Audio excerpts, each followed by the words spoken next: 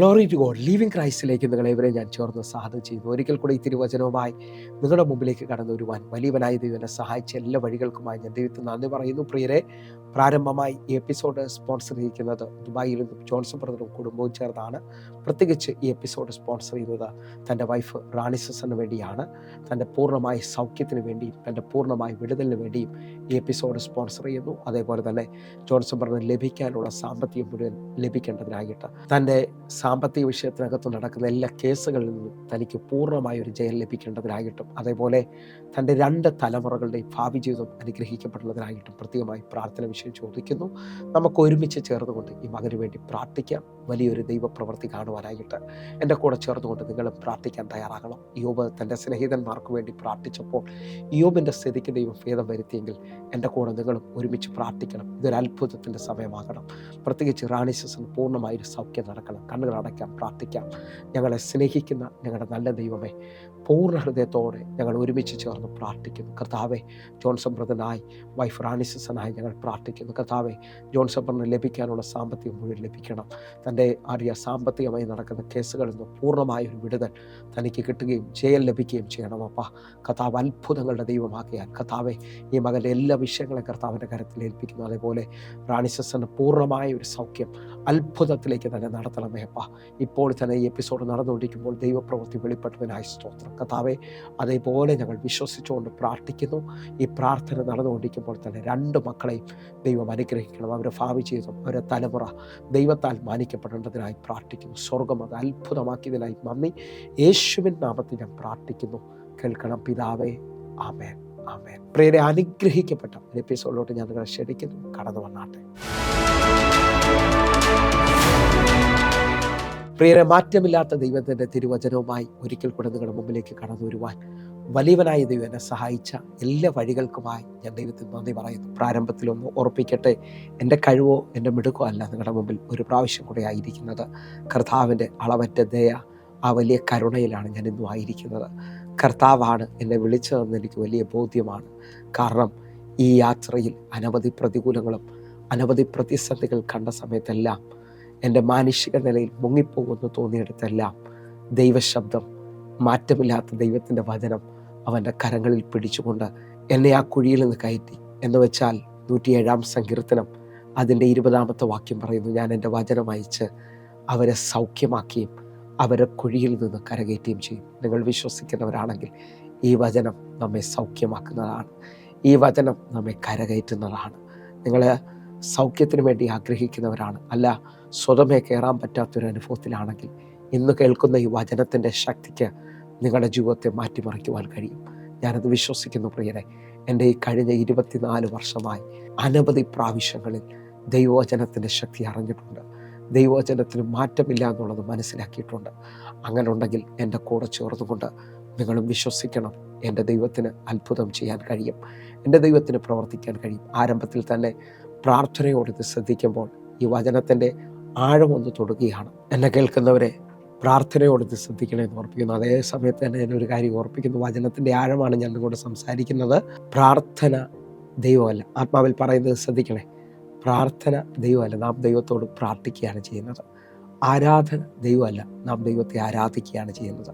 നമ്മുടെ ദൈവം ആരാധനയ്ക്ക് യോഗ്യനാണ്, സ്തുതികൾക്ക് യോഗ്യനാണ്. ആയതിനാൽ നാം ദൈവത്തെ ആരാധിക്കുകയാണ്. എന്നാൽ വചനം ദൈവമാണ്. കാരണം യോഹന്നാന്റെ സുവിശേഷം 1-ാം അധ്യായം അതിൻ്റെ 1-ാമത്തെ വാക്യം പറയുന്നത്, ആദിയിൽ വചനമുണ്ടായിരുന്നു, വചനം ദൈവത്തോടു കൂടെയായിരുന്നു, വചനം ദൈവമായിരുന്നു. എന്നെ കേൾക്കുന്നവരെ, ദൈവത്തിൻ്റെ വചനത്തിന് ദൈവത്തോളം ശക്തിയുണ്ടെന്ന് നിങ്ങൾ വിശ്വസിക്കുകയും അത് ഏറ്റെടുക്കുകയും ചെയ്യുമെങ്കിൽ ഈ വചനം സംസാരിച്ചു കൊണ്ടിരിക്കുമ്പോൾ തന്നെ നിങ്ങളുടെ ജീവിതത്തിനകത്ത് മാറ്റങ്ങൾ വരും. ഒന്നുകൂടെ ഞാൻ എന്നെ കേൾക്കുന്നവരോട് ആത്മാവിൽ പറയുന്നു, ഇപ്പോൾ ഇരിക്കുന്ന അവസ്ഥകൾക്ക് വചനത്തിന് മാറ്റം കൊണ്ടുവരാൻ പറ്റും. ഒരുപക്ഷെ എന്നെ ഒരു രീതിയിലും കൈ ഉയർത്താൻ പറ്റാതെ അല്ലെങ്കിൽ രോഗിയായിട്ട് മുമ്പോട്ട് പോകാൻ കഴിയാത്തൊക്കെ അനുഭവത്തിലായിരിക്കും നിങ്ങൾ ശ്രദ്ധിക്കുന്നത്. 119 സങ്കീർത്തനം 105 വാക്യം പറയുകയാണ്, നിന്റെ വചനം എൻ്റെ കാലിന് ദീപവും എൻ്റെ പാതയ്ക്ക് പ്രകാശവുമാണ്. എന്നെ കേൾക്കുന്നവരെ, വഴിയടഞ്ഞ മുമ്പോട്ട് എങ്ങനെയെന്ന് ചോദിക്കുന്ന നിലയിൽ നിൽക്കുന്നവരോട് എനിക്കൊരു വലിയ ആഴം പറയാനുണ്ട്. എൻ്റെ വചനത്തിന് നിന്റെ പാതകളെ നേരെയാക്കാൻ പറ്റും. നിനക്ക് വേണ്ടി പുതിയ ചിലത് തുറക്കാൻ പറ്റും. കാരണം ഒരു രാത്രി അധ്വാനിച്ചിട്ടും ഒന്നും കിട്ടാതെ നിൽക്കുന്ന പത്രോസിന്റെ പടകിൽ ദൈവത്തിന്റെ ശബ്ദത്തിന് നിറവ് കൊണ്ടുവരാൻ പറ്റുമെങ്കിൽ നിങ്ങൾ വിശ്വസിക്കണം. ഈ വചനത്തിന് എൻ്റെ ജീവിതത്തെ മാറ്റിമറിക്കാൻ കഴിയും. ഈ വചനത്തിന് എൻ്റെ ജീവിതത്തിനകത്ത് അസാധാരണമായ ദൈവപ്രവർത്തികളെ ചെയ്യാൻ കഴിയും. ഞാൻ ഒന്നുകൊണ്ടൊരു ആഴം നിങ്ങളോട് പറയാം. ഈ വചനത്തിൽ നിങ്ങൾ വിശ്വസിക്കുന്നുണ്ടെങ്കിൽ 119 സങ്കീർത്തനം 130 വാക്യം പറയുന്നു, നിന്റെ വചനത്തിൻ്റെ വികാസനം പ്രകാശപ്രദമാകുന്നു, അത് അല്പബുദ്ധികളെ ബുദ്ധിമാന്മാരാക്കും. വചനം ഒരാൾക്ക് തിരിച്ചറിയാൻ തുടങ്ങിയാൽ, അല്ലെങ്കിൽ വചനത്തിനകത്ത് ഒരാൾ വിശ്വസിക്കാൻ തുടങ്ങിയാൽ, ആ വചനം അവൻ്റെ ബുദ്ധിയെ പ്രകാശിപ്പിക്കും. അത് പ്രകാശപ്രദം എന്ന് പറഞ്ഞാൽ ഇരുട്ട് പിടിച്ചിരിക്കുന്നിടത്ത് അത്ഭുതം വെളിപ്പെടാൻ തുടങ്ങും. നിന്റെ വചനത്തിന് എൻ്റെ ജീവിതത്തിനകത്ത് മാറ്റം കൊണ്ടുവരാൻ പറ്റും. ഞാനൊന്നുകൂടെ വിളിച്ചു പറയാം. നമ്മുടെ ചുറ്റിലും എത്ര കട്ടിയുള്ള ഇരുട്ടാണെങ്കിലും വചനം വെളിച്ചമാണെങ്കിൽ, എത്ര കട്ടിയുള്ള ഇരുട്ടാണെങ്കിലും ഒരു മെഴുകുതിരി മതി ആ ഇരുട്ടിൻ്റെ അനുഭവത്തെ മാറ്റാൻ. നിങ്ങൾ വിശ്വസിക്കുന്നവരാണോ? നിങ്ങൾക്ക് ഒരു മാർഗവും തുറക്കുന്നില്ലെന്ന് പറഞ്ഞാലും ഈ വചനത്തെ നിങ്ങൾ അധികമായി വിശ്വസിച്ചാൽ, യിരെമ്യാ പ്രവാചകന്റെ പുസ്തകം 1-ാം അധ്യായം അതിൻ്റെ 12-ാമത്തെ വാക്യം പറയുക, നീ കണ്ടത് ശരി തന്നെ, എൻ്റെ വചനം നിവർത്തീകരിക്കേണ്ടതിന് ഞാൻ തന്നെ ജാഗരിച്ചു കൊള്ളും. നിങ്ങൾ വിശ്വസിക്കുന്നവരാണെങ്കിൽ ഈ വചനത്തെ ഏറ്റെടുക്കുന്നവർക്ക് വേണ്ടി ആ വചനം നിവർത്തീകരിക്കേണ്ടതിനായി എൻ്റെ തമ്പുരാൻ തന്നെ ജാഗരിക്കാൻ തുടങ്ങും. എത്ര പേർ എൻ്റെ കൂടെ ചേർത്തുകൊണ്ട് ഈ സമയത്തൊന്ന് ബലപ്പെടാൻ തയ്യാറാകും? ദൈവത്തിൻ്റെ പ്രവൃത്തി സംഭവിക്കാൻ പോകുകയാണ്. നിങ്ങൾ ഈ വചനത്തെ അതേപോലെ ഏറ്റെടുക്കുന്നുണ്ടെങ്കിൽ വചനത്തിന് നിങ്ങളെ സൗഖ്യമാക്കാൻ കഴിയും. വചനത്തിന് നിങ്ങളുടെ ജീവിതത്തിനകത്ത് മാറ്റം കൊണ്ടുവരാൻ കഴിയും. ഒന്നുകൂടെ പറഞ്ഞാൽ, ഈ വചനത്തിന് എന്നെ രൂപാന്തരപ്പെടുത്താൻ കഴിയും. യോഹന്നാന്റെ സുവിശേഷം 15-ാം അധ്യായം അതിൻ്റെ 3-ാമത്തെ വാക്യം പറയുകയാണ്, ഞാൻ നിങ്ങളോട് ഇപ്പോൾ സംസാരിച്ച വചന നിമിത്തം നിങ്ങൾ ശുദ്ധിയുള്ളവരായി തീരുകയാണ്. നമ്മെ ശുദ്ധീകരിക്കാൻ കഴിയും. ഞാൻ ആത്മാവിലെന്ന് പറയട്ടെ, ഈ വചനം ഇരുതല വാളിനേക്കാൾ മൂർച്ചേറിയതാണെങ്കിൽ, ഈ വചനത്തിന് നിങ്ങൾ വിശ്വാസം ഉണ്ടെങ്കിൽ, ഒരു വെളിപ്പാടിലാണ് കേൾക്കുന്നതെങ്കിൽ, മുറിയാത്ത ചിലതിനെ, തകരാത്ത ചിലതിനെ ഈ വചനത്തിന് മുറിച്ചു കളയാൻ പറ്റും. തിമോഥെയോസിന്റെ ലേഖനത്തിൽ പറയുന്നു, ദൈവത്തിൻ്റെ വചനത്തിന് ബന്ധനമില്ല. എന്നെ കേൾക്കുന്ന ഒരു ഇത്തിരി വചനത്തിന് ബന്ധനമില്ലെങ്കിൽ ഈ വചന സന്ദേശം നിങ്ങൾ മുറുകെ പിടിക്കുക. ഇത് അത്ഭുതമാകാൻ പോവുകയാണ്. നിങ്ങളുടെ ജീവിതത്തിനകത്ത് അസാധാരണമായ മാറ്റങ്ങൾ കൊണ്ടുവരാൻ പോവുകയാണ്. ആ നിലയിൽ ഇന്ന് ഈ വചന സന്ദേശം കേട്ടുകൊണ്ടിരിക്കുന്നതോട് എൻ്റെ പ്രാർത്ഥനാമുറിയിൽ ഞാനൊരു ദൈവശബ്ദം കേട്ടു, നീ മുൻപോട്ട് പോവുക. ഞാൻ ആ പദം ഒന്നുകൂടെ പറയുന്നു, എന്നെ കേൾക്കുന്നവരോട്, നിങ്ങൾ മുൻപോട്ട് പോകുക. കുറിവാക്യത്തിലേക്ക് നമുക്ക് വരാം. പുറപ്പാട് പുസ്തകം 14-ാം അധ്യായം അതിൻ്റെ 15-ാമത്തെ വാക്യം. അപ്പോൾ യഹോവ മോശയോട് അരുളി ചെയ്തത്, നീ എന്നോട് നിലവിളിക്കുന്നത് എന്ത്? മുൻപോട്ട് പോകുവാൻ ഇസ്രായേൽ മക്കളോട് പറയുക. എത്ര പേർ ഈ വചനത്തെ ഏറ്റെടുക്കാൻ തയ്യാറാകും?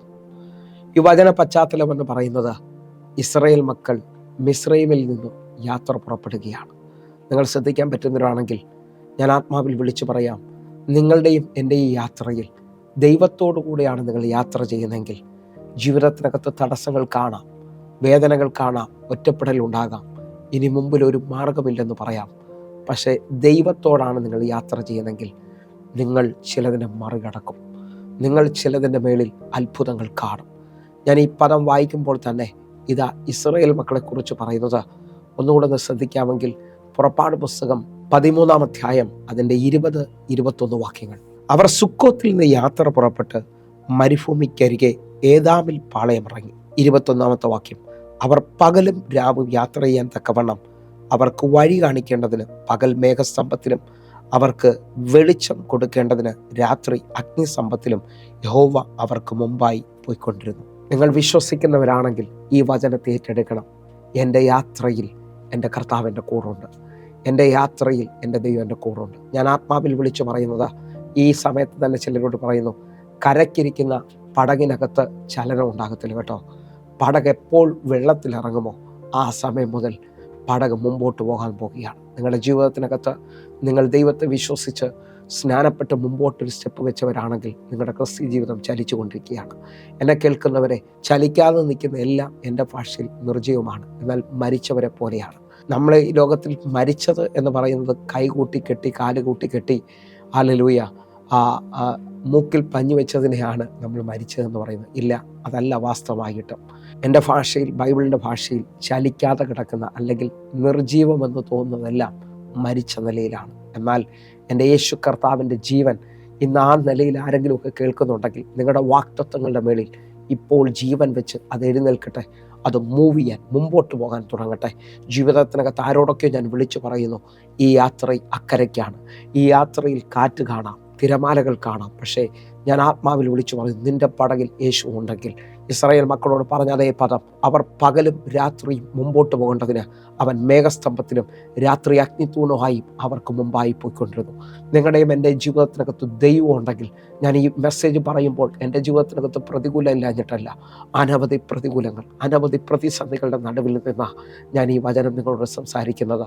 അതിനൊന്നും എൻ്റെ മേളിൽ ജയമില്ലെന്നുള്ളത് വ്യക്തമായി ഉറപ്പാക്കിക്കൊണ്ട്. കാരണം എൻ്റെ ദൈവം എൻ്റെ വഴികാട്ടിയാണ്, എൻ്റെ ദൈവം എൻ്റെ കൂടെ ഉണ്ട്. ഞാൻ ആത്മാവിൽ വിളിച്ചു പറയുന്നു, അങ്ങനെ ഉണ്ടെങ്കിൽ ഈ പടകിനകത്ത് തിരമാലകൾ തള്ളിക്കയറിയെന്നിരിക്കാം, ഈ പടകിന് നേരെ കാറ്റ് ആഞ്ഞു വീശിയെന്നിരിക്കാം. എന്നാൽ നിൻ്റെ പ്രാർത്ഥനയിൽ, നിൻ്റെ കണ്ണുനീരിൻ്റെ നടുവിൽ ഏതൊക്കെയോ മിനിറ്റുകൾ എൻ്റെ കർത്താവ് എഴുന്നേറ്റ് നിൽക്കുകയാണ്. എൻ്റെ കർത്താവ് നിനക്ക് മുമ്പിൽ നിൽക്കുകയാണ്. വിശ്വസിക്കാൻ പറ്റുമെങ്കിൽ ഈ യാത്രയിൽ നീ മുമ്പോട്ട് പോകാൻ തുടങ്ങും. വിശ്വസിക്കാൻ പറ്റുന്നവരുണ്ടെങ്കിൽ ഞാൻ ആത്മാവിൽ വിളിച്ചു പറയുന്നു, മുമ്പോട്ട് പോകുക. നമ്മൾ വായിച്ച കുറിവാക്യം എന്ന് പറയുന്നത്, ഇതാ ഇസ്രായേൽ മക്കൾ ചെങ്കടലിന് മുമ്പിൽ പാളയമിറങ്ങി നിൽക്കുകയാണ്. അവരുടെ മുമ്പിൽ വഴിയില്ല കേട്ടോ. ആ സമയത്ത് ഇതാ ഫറവോൻ അവരെ പിറകിൽ വരികയാണ്. ഫറവോൻ പിറകിൽ വരുമ്പോൾ വായിച്ചത് 15-ാമത്തെ വാക്യമെങ്കിൽ 13-ാമത്തെ വാക്യത്തിൽ ജനം മുഴുവൻ പിറുപിറുത്ത് ഭയന്ന് നിൽക്കുമ്പോൾ മോശ ജനത്തോട് പറയാണ്, അതിന് മോശ, ഭയപ്പെടേണ്ട, ഉറച്ചു നിൽക്കുക. യഹോവ നിങ്ങൾക്ക് വേണ്ടി ചെയ്യാനിരിക്കുന്ന രക്ഷയെ നിങ്ങൾ കണ്ടുകൊള്ളുക. ഇന്ന് കണ്ട മിസ്രൈമിനെ ഇനി നിങ്ങൾ കാണത്തില്ല. ഇസ്രായേൽ മക്കളോട് പറഞ്ഞ അതേ വാഗ്ദത്തം ദൈവത്തിന് വേണ്ടി ഇറങ്ങിയ ചിലരോട് ഞാൻ വിളിച്ചു പറയാണ്, നിന്റെ ജീവിതത്തിനകത്ത് മുമ്പോട്ടൊരു മാർഗമില്ലെന്ന് തോന്നുന്നുണ്ടോ? ഭയപ്പെടേണ്ട, ഉറച്ചു നിൽക്കുക. നിന്റെ ജീവിതത്തിനകത്ത് എന്തോ വലിയ കാര്യം എൻ്റെ കർത്താവ് ചെയ്യാൻ പോവുകയാണ്. നിന്റെ ജീവിതത്തിനകത്ത് ഇതുവരെയും കണ്ട, നിന്നെ മുൻപോട്ട് വിടത്തില്ലെന്ന് പറഞ്ഞ ഏതൊക്കെയോ ശക്തികളെ നീ ജയിക്കാൻ പോവുകയാണ്. മുമ്പോട്ട് സ്റ്റെപ്പ് വയ്ക്കാൻ ആഗ്രഹിക്കുന്നവരോട് എനിക്കൊന്ന് പറയാനുണ്ട്. അത് സങ്കീർത്തനക്കാരനോട് ചേർന്നുകൊണ്ടാണ്, ദാവീദിനോട് ചേർന്നുകൊണ്ട്, എൻ്റെ ദൈവത്താൽ ഞാൻ ഈ മതിൽ ചാടിക്കടക്കാൻ പോവുകയാണ്. എൻ്റെ ദൈവം എൻ്റെ കൂടെ ഉണ്ടെങ്കിൽ, മുമ്പിൽ നിൽക്കുന്ന പർവ്വതമേ, മുമ്പിൽ നിൽക്കുന്ന മതിലെ, നിനക്ക് ജയിക്കാൻ കഴിയത്തില്ല. കാരണം എൻ്റെ ദൈവം അതിനെ ജയിച്ചതാണ്. നിങ്ങൾ വിശ്വസിക്കുന്നവരാണെങ്കിൽ യോഹന്നാന്റെ സുവിശേഷം 16-ാം അധ്യായം അതിൻ്റെ 33-ാമത്തെ വാക്യം പറയുന്നു, നിങ്ങൾക്ക് എന്നിൽ സമാധാനം ഉണ്ടാകേണ്ടതിന് ഞാനിത് നിങ്ങളോട് സംസാരിക്കുന്നു. ലോകത്തിൽ നിങ്ങൾക്ക് കഷ്ടമുണ്ട്, എങ്കിലും ധൈര്യപ്പെടുവിൻ, ഞാൻ അതിനെ ജയിച്ചിരിക്കുന്നു. എൻ്റെ കർത്താവ് ജയിച്ചു എന്ന് ഉറപ്പുണ്ടെങ്കിൽ നിങ്ങൾ ജയിക്കാൻ പോവുകയാണ്. നിങ്ങളുടെ ജീവിതത്തിനകത്ത് അസാധാരണമായ വഴികൾ തുറന്നു വരാൻ പോവുകയാണ്. നിങ്ങൾ വിശ്വസിച്ച് ഇതാ ജനത്തോട് മോശ വ്യക്തമായി പറയാണ്, നിങ്ങൾ ഭയപ്പെടേണ്ട ആവശ്യമില്ല. വിളിച്ചത് ദൈവമാണെങ്കിൽ, കൂടെ വരുന്നത് ദൈവമാണെങ്കിൽ ശത്രുവിന് ജയിക്കാൻ കഴിയത്തില്ല. ഉറച്ചു നിൽക്കുക. ആ പദം പറഞ്ഞിട്ട് 14-ാമത്തെ വാക്യത്തിലേക്ക് വന്നിട്ട് പറയാണ്, യഹോവ നിങ്ങൾക്ക് വേണ്ടി യുദ്ധം ചെയ്യും, നിങ്ങൾ മിണ്ടാതിരിപ്പിൻ. എന്നെ കേൾക്കുന്നവരെ, ആരോടൊക്കെ ഞാൻ ആത്മാവിൽ വിളിച്ചു പറയുന്നു, Lord will fight for you. എൻ്റെ ദൈവം യുദ്ധം ചെയ്യുന്നവനാണ്. ഒരുപക്ഷെ ഇന്നലകളിൽ കേട്ട ആ എതിരിൻ്റെ ശബ്ദം, ഇന്നലകളിൽ നിൻ്റെ ഉള്ളിൽ വന്ന ഭയം നിന്നെ മുൻപോട്ട് വിടത്തില്ലെന്ന് വെല്ലുവിളിച്ചു കൊണ്ട് നിൽക്കുകയാണെങ്കിലും, എൻ്റെ ദൈവം ഇറങ്ങിയെന്നുള്ള ഒരു ഉറപ്പ് നിനക്കുണ്ടെങ്കിൽ, എൻ്റെ ദൈവം നിനക്ക് മുമ്പായി ചലിക്കുമെന്ന് ഉറപ്പുണ്ടെങ്കിൽ, അവർ വിശ്വാസത്തിൽ പറഞ്ഞാട്ടെ, എൻ്റെ ദൈവം എന്തൊക്കെയോ വലിയ വഴികൾ ഇതാ തുറക്കാൻ പോവുകയാണ്. നിനക്ക് വേണ്ടി അസാധാരണമായ വാതിലുകൾ തുറന്നു വരാൻ പോവുകയാണ്. എൻ്റെ കൂടെ വിശ്വസിക്കുന്നവരുണ്ടെങ്കിൽ, സ്റ്റക്കായതുപോലെ നിൽക്കുന്നവരുണ്ടെങ്കിൽ, ഇനി മറുപടിയില്ലെന്ന് പറഞ്ഞുകൊണ്ട് നിൽക്കുന്നവരുണ്ടെങ്കിൽ, ഇപ്പോൾ മുതൽ പ്രാർത്ഥിച്ചു തുടങ്ങിക്കോ.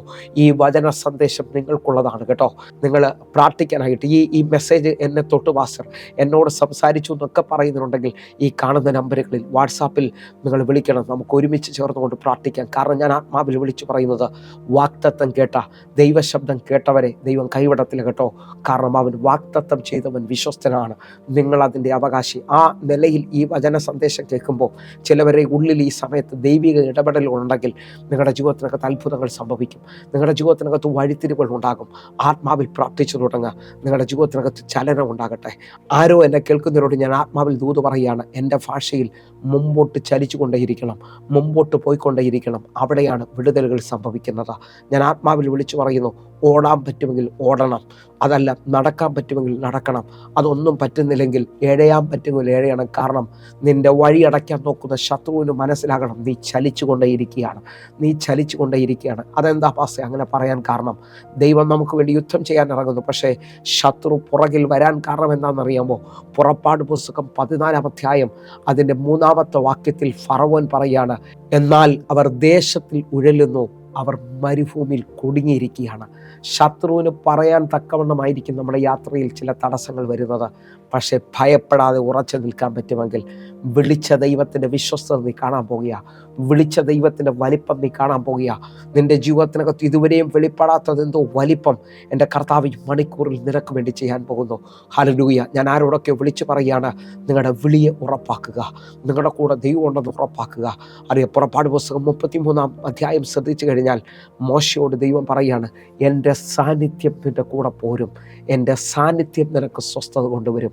വിശ്വസിക്കുന്നതിനുണ്ടെങ്കിൽ, സാന്നിധ്യം അനുഭവിക്കുന്നതിനുണ്ടെങ്കിൽ, ദൈവികമായ ചലനം അനുഭവിക്കുന്നതിനുണ്ടെങ്കിൽ, ആരോടൊക്കെയോ ഞാൻ ആത്മാവിൽ വിളിച്ചു പറയുന്നു, കൈയടി നിർത്തരുത് കേട്ടോ. ആ കാരാഗ്രഹത്തിൽ ശത്രു പറഞ്ഞു, ഇനി പത്രോസ് ചലിക്കത്തില്ല, അടുത്ത ദിവസം എൻ്റെ വാളിനിരയായിത്തീരും. പക്ഷേ സഭ ശ്രദ്ധയോടെ പ്രാർത്ഥിക്കുമ്പോൾ ഇതാ ഇതുവരെയും കാണാത്ത ദൂതൻ വാതിൽ തുറക്കാൻ ഇറങ്ങി വരികയാണ്. ഞാൻ ആരൊക്കെയോ നോക്കി പ്രവചനാത്മാവിൽ വിളിച്ചു പറയുന്നു, ഇതാ നിന്റെ വാതിൽ തുറക്കാൻ, നിന്നെ ചലിപ്പിക്കുവാൻ ദൈവത്തിൻ്റെ ദൂതന്മാർ ഈ സമയത്ത് ചലിക്കുകയാണ്. എൻ്റെ ദൈവം നിന്നെ കൈവിട്ടിട്ടില്ലെന്നുള്ളത് ഈ മണിക്കൂറുകൾ തിരിച്ചറിയും. സ്റ്റെപ്പുകൾ ദൈവത്തെ നോക്കി വെക്കാൻ ആഗ്രഹിച്ച നിന്നെ ഒരു കാറ്റിനോ ഒരു തിരമാലയ്ക്കോ മുക്കാൻ കഴിയത്തില്ല. മുങ്ങുമെന്ന് നിനക്ക് തോന്നിയാലും ആ ബലമുള്ള കരം നിന്നെ താങ്ങിപ്പിടിക്കും. ആ ബലമുള്ള കരം നിനക്ക് വേണ്ടി ചലിക്കാൻ പോകുക. ഞാൻ ആത്മാവിൽ വിളിച്ചു പറയാം, എൻ്റെ അകത്ത് അത്രയും ബലമുള്ളത് കൊണ്ടാണ്. പ്രശ്നങ്ങൾ കാണാം, പ്രതികൂലങ്ങൾ കാണാം, പക്ഷെ നിങ്ങളുടെ പ്രാർത്ഥനാ മുറിയിൽ, നിങ്ങളുടെ കണ്ണുനീരിൻ്റെ നടുവിൽ ദൈവം ചലിക്കുന്നു എന്ന് നിങ്ങൾക്ക് മനസ്സിലായിട്ടുണ്ടെങ്കിൽ നിങ്ങൾ വിശ്വസിച്ചോ, നിന്റെ പേര് ജയാളി എന്നാണ്. നിന്റെ പേര് ജയാളി എന്നാണ്. ഫറവോനും ശത്രു ഒരുമിച്ച് പറയുന്നുണ്ടാകാം, അവർ ദേശത്തിലിരുന്നു, അവർ മരുഭൂമിയിൽ കുടുങ്ങിയിരിക്കുകയാണെന്ന്. എന്നാൽ നിന്റെ ദൈവം പറയുന്നു, ചിലത് നിനക്ക് തടസ്സമാണെന്ന് തോന്നുമെങ്കിലും അത് വലിയ ദൈവപ്രവൃത്തിക്ക് വേണ്ടിയാണ്, അത് വലിയ അത്ഭുതത്തിന് വേണ്ടിയാണ്. ലാസറിന്റെ കല്ലറയിൽ 4-ാമത്തെ ദിവസം വന്ന് പ്രാർത്ഥനയ്ക്ക് അപേക്ഷിച്ച സഹോദരിമാരുടെ നടുവിൽ അവനെ വിളിച്ചു പുറത്തു കൊണ്ടുവരുന്നത് പോലെ ഇതാ എൻ്റെ ദൈവം നിന്നെ പുറത്തു കൊണ്ടുവരാൻ പോകുന്നു. വിശ്വസിക്കുന്നവരുണ്ടെങ്കിൽ ഈ മെസ്സേജ് ആരുടെയൊക്കെ കെട്ടുകൾ അഴിയാൻ പോവുകയാണ്. ഏതൊക്കെയോ സ്റ്റക്കായ, ഏതൊക്കെയോ മേഖലയിൽ അവസാനിച്ചെന്ന് പറയുന്ന ചിലവരെ എൻ്റെ തമ്പുരാൻ വലിച്ചു പുറത്തു കൊണ്ടുവരാൻ പോവുകയാണ്. ദൈവം വിശ്വസ്തനാണ്. നിന്നെ മുൻപോട്ട് കൊണ്ടുപോകാൻ എൻ്റെ ദൈവം ശക്തനാണെന്ന് എത്ര പേർ വിശ്വസിക്കുന്നുണ്ട്? അവരുടെ ജീവിതത്തിനകത്ത് ഇതുവരെയും കാണാത്ത ചിലത് ഇപ്പോൾ തുറന്നു വരാൻ പോകുകയാണ്. എങ്കിൽ എന്നെ കേൾക്കുന്നവരെ വായിച്ച വചന പശ്ചാത്തലത്തിലേക്ക് വരികയാണ്. മോശ ഇതാ ജനത്തോടും ദൈവത്തിൻ്റെ ഉറപ്പിൽ പറയാണ്, യഹോവ നിങ്ങൾക്ക് വേണ്ടി യുദ്ധം ചെയ്യും, നിങ്ങൾ മിണ്ടാതിരിക്കുക. എന്നിട്ട് തിരിഞ്ഞ് മോശ ദൈവത്തോട് നിലവിളിക്കുകയാണ്. ആ നിലവിളിക്കുന്ന സമയത്ത് എൻ്റെ ദൈവം മോശയോട് പറയാണ്, എൻ്റെ ജനത്തോട് മുമ്പോട്ട് പോകാൻ പറ. വിശ്വസിക്കുന്നവരുണ്ടെങ്കിൽ ഈ ക്രിസ്തീയ മാർഗത്തിൻ്റെ ഏറ്റവും വലിയ ആഴം പറയാം, ഈ വാഹനത്തിന് റിവേഴ്സ് ഗിയർ ഇല്ല. നിങ്ങൾ ഇനി എരിഹോവിൻ്റെ മുമ്പിലാണ് നിന്നെങ്കിലും, നിങ്ങൾ ആ തീച്ചുളയുടെ നടുവിലേക്കാണ് പോകുന്നതെങ്കിലും, അതിൻ്റെ നടുവിൽ നിന്നെ മുമ്പോട്ട് കൊണ്ടുപോകാൻ, അതിൻ്റെ നടുവിൽ നിനക്ക് വേണ്ടി അത്ഭുതത്തെ ചെയ്യാൻ ഈ സമയത്ത് യഹോവ എൽഷദായ് നിനക്ക് വേണ്ടി ചലിക്കാൻ പോകുകയാണ്. സർവശക്തൻ നിനക്ക് വേണ്ടി ചലിക്കാൻ പോകുകയാണ്. എൻ്റെ കൂടെ ചേർന്നുകൊണ്ട് വിശ്വസിക്കുന്നതിനുണ്ടെങ്കിൽ, അബ്രഹാമെ 99-ാമത്തെ വയസ്സിൽ നീ തലകുനിഞ്ഞിരിക്കുകയാണ്. വാഗ്ദത്തം കേട്ട ആളല്ലേ നീ? നിന്റെ ജീവിതത്തിനകത്ത് ഇനി ഒന്നും നടക്കത്തില്ലെന്ന് പറയുമ്പോൾ എൽഷദായ് ആയവൻ ഇറങ്ങി മുമ്പിലോട്ട് വന്നു നിൽക്കുകയാണ്. എൻ്റെ മുമ്പിൽ നിഷ്കളങ്കനായിരിക്കുക, ഞാൻ മാറാത്തവനാണ്. വിശ്വസിക്കുന്നവരുണ്ടെങ്കിൽ ഇപ്പോൾ തന്നെ സ്വീകരിച്ചോ. നിങ്ങളുടെ ജീവിതത്തിനകത്തൊരു അത്യന്ത ശക്തി ചലിക്കുന്നു, അത്യന്ത ശക്തി ചലിക്കുന്നു. ആരോടോ എനിക്കൊരു ദൂത് പറയാനുണ്ട്. നീയും ഞാനും വിളിക്കുന്ന ദൈവം കല്ലറയിൽ ഒതുങ്ങിയവനല്ല. കല്ലുരുട്ടി മുദ്ര വെച്ചു കാവൽ ഭടന്മാരെ നിർത്തിയിരിക്കുകയാണ്. പക്ഷേ എത്ര ശത്രു അടച്ചാലും ആ കല്ലിനെ ഉരുട്ടി നീക്കിക്കൊണ്ട് ഉയർപ്പിൻ്റെ ശക്തി വെളിപ്പെട്ടുവെങ്കിൽ, യേശു കർത്താവ് ഉയർത്തെഴുന്നേറ്റെങ്കിൽ നിന്റെ കെട്ടുകൾ അഴിയുന്ന പകലാണിത്. നിന്നെ മുമ്പോട്ട് വിടത്തില്ലെന്ന് പറഞ്ഞ ചിലതിനെ കർത്താവ് കരിച്ചു കളയാൻ പോവുകയാണ്.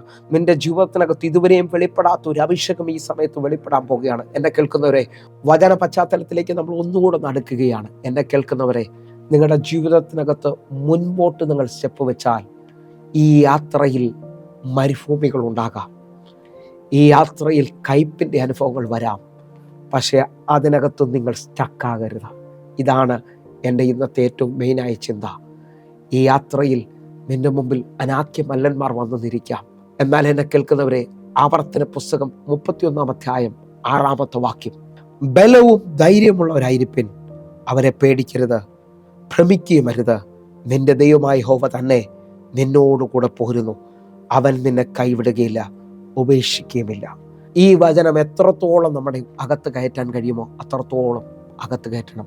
ബലവും ധൈര്യമായിരിക്കുക, അവരെ പേടിക്കരുത് എന്ന് പറഞ്ഞാൽ, നിന്റെ മുമ്പിൽ വരുന്ന പ്രതിസന്ധിയെ, നിന്റെ മുമ്പിൽ വരുന്ന കയ്പിനെ, നിന്റെ മുമ്പിൽ വരുന്ന മാറയെ നീ പേടിക്കരുത്.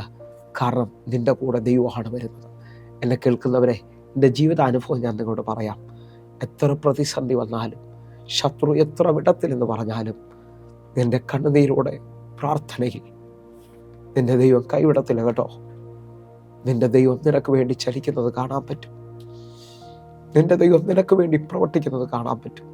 ഇതുവരെയും ജീവിതത്തിൽ അങ്ങനൊരു അനുഭവം ഇല്ലെങ്കിൽ ഇന്നു മുതൽ തീരുമാനമെടുക്കണം. പ്രാർത്ഥിക്കുന്ന, ദൈവത്തെ വിളിക്കുന്ന നിൻ്റെ ജീവിതത്തിൽ വാഗ്ദത്തം നിവർത്തീകരിക്കപ്പെടും. വാഗ്ദത്തത്തിൻ്റെ അവകാശിയാണ് നീ.